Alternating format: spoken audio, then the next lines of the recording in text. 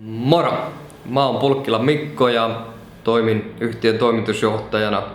Tehdään digitaalisen markkinoinnin ratkaisuja asiakaskohtaisesti ja me ollaan Markkinointiakatemia.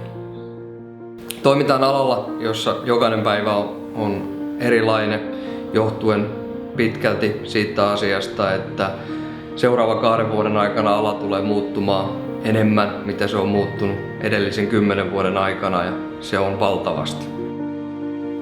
Moi, mä oon Rami ja mä vastaan meillä sosiaalisen median markkinoinnista, johon kuuluu Facebook ja Instagram.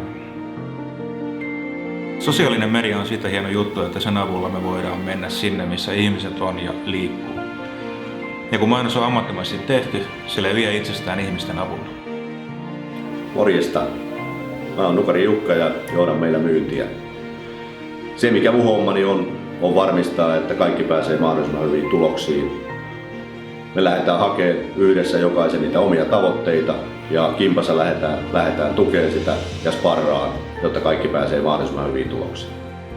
Moi!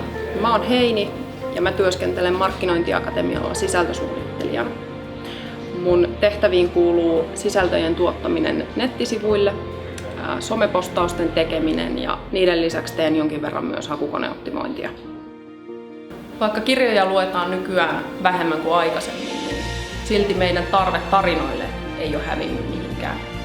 Ja sen takia tarinat on hyvin tärkeä elementti markkinoinnissa. Morjesta! Mun nimi on Torikan Jussi. Toimin täällä Markkinointiakatemiassa myyntitehtävien parissa.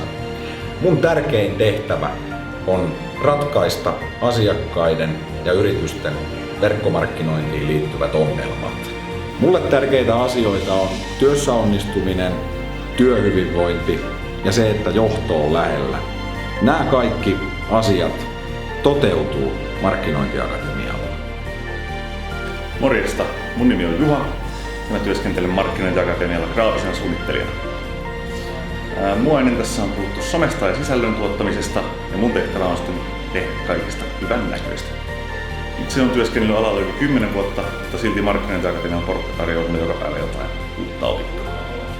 Nyt me ollaan siinä pisteessä, että me tarvitaan 15 hyvää myyjää, ennen kaikkea hyviä tyyppejä. Tuu meille hommiin.